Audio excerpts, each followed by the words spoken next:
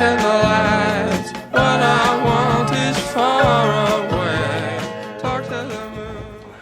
What's up, West High? We're back for our first episode of this 2025-2026 school year of Jett and Oliver Watch a Bad Movie. So we watched a little flick called Doogal. For those of you who don't know what that is, I don't blame you. I also didn't know what it was when it was recommended to me. But it features a very star-studded cast. So we have Jon Stewart, Ian McKellen, Bill Hader. Yes. Who else do we have? Jimmy Fallon. Yeah, it's just pretty stacked as far as like a mixture of. It's got Chevy Chase playing the train that only starts talking halfway through the movie, I think. So we have our main dog, a titular dog, Doogal, played by Daniel Tay or whoever you mentioned earlier. And you know that kid's fine in it. The character itself is super annoying.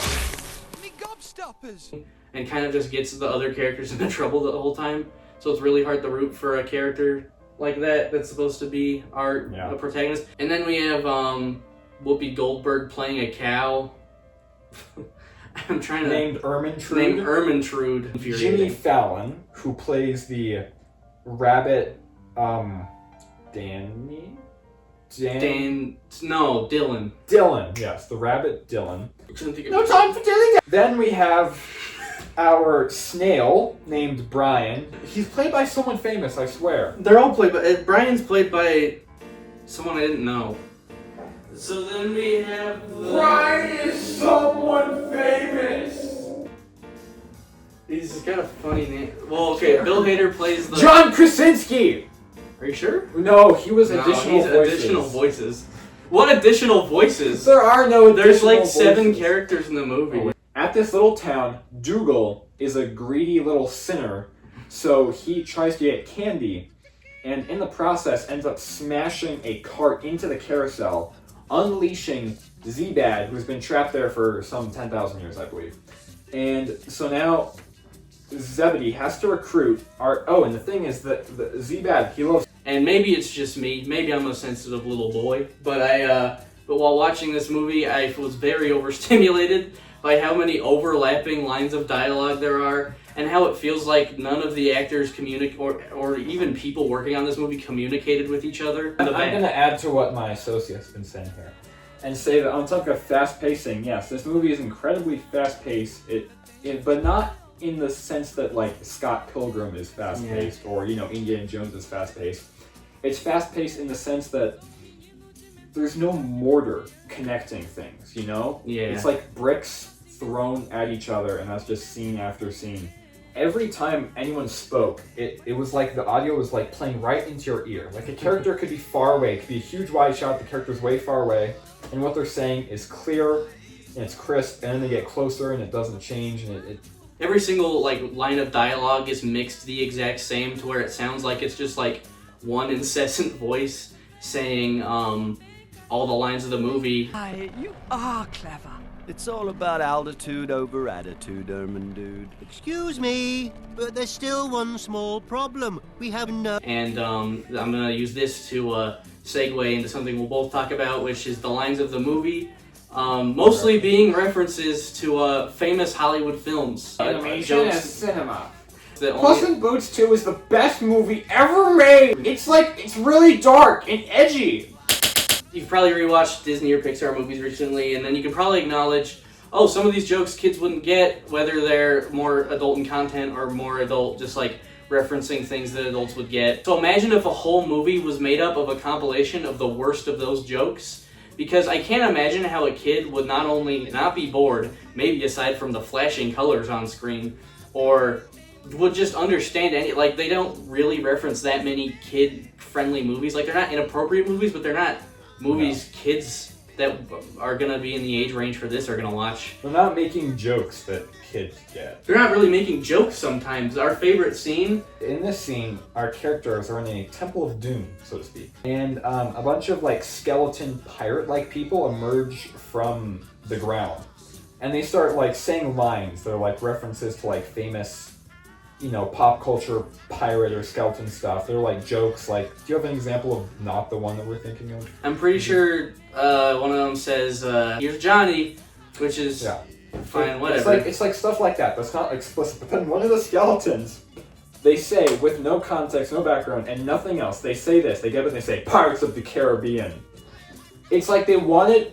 It's like someone wrote in the script, Pirates of the Caribbean, and that was like their reminder to make a reference to that franchise, but then they just left it in, and it was voiced by John Krasinski. Maybe. Additional voices. What other voice? But it's really mostly in the second act where you can tell that they didn't have a whole lot written, so that's the entirety of the script in the second act. It's just references to Hollywood movies. I have a couple things to add. I think the second most absurd example is when Z-Bad's little henchman named Sam, played by the late Bill Hader. Sam, this little nutcracker guy, says, "What about the Geneva Convention?" Which, first of all, is an absurd reference to make in a kid's movie at all. Yeah. But second of all, and here's my main point, is that Z-Bad follows up with, "Geneva Convention, I don't care if it's a Star Trek convention." And then he says, and you know, it's like... I forgot about this one! And then, that's the punchline, right? You would end it there, right? Yeah. Then he says... I don't care if it's a Star Trek convention! Trekkies! Nerd alert! Beam him out! Yes, he says, Trekkies, nerd alert, beam me out! Why did he say that? That might be worse than Pirates of the Caribbean, because at least that one stops there. And then he completely ruins any chance that joke had of being funny by just saying complete and utter nonsense after it. Oh, I was also going to say that in the adventure scene I described earlier in the Indiana Jones-esque temple, when they're floating in through their hot air balloon, when they're going there, one of them says, "Evil is afoot." And when he said that, I turned over to Oliver and I said, the next shot is going to be a shot of a giant foot. And it was a giant foot! Doogal sucked. He sucks. Oh yeah, and that's the thing I wanted to talk about. This movie was... I'm a raging bull. This movie was really... Like, it felt really hyperactive, like there was so much energy in it, but not a whole lot, there's no soul. Especially in the art direction, if you can call it that, like, the design. Every single character model, every single set, it feels like it feels cynical and contrived how ugly the movie looks. Like, it's not fun to look at. Yeah, obnoxious. That's probably, I feel like that might be the word that a while ago I showed Jett this little gem I found on Tubi, which is where this was, of course, called Pets 2. Have any of you kids out there watched My Dinner with Andre? Wait, it's Andre, right? Yes. But it's just one shot of these pets sitting on this couch, and they say just some asinine stuff, and then it cuts to a video of a cat playing with yarn, and then they say more asinine stuff, and then it cuts to another video of a cat playing with yarn.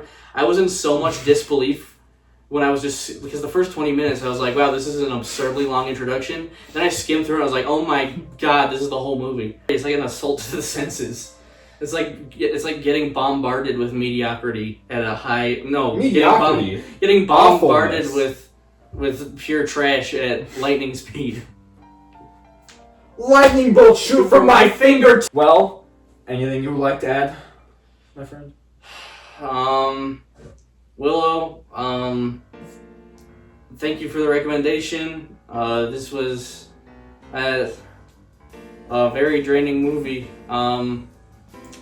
I feel like more of a shell of a person now that I've seen it. Watching the bells, watching the lights.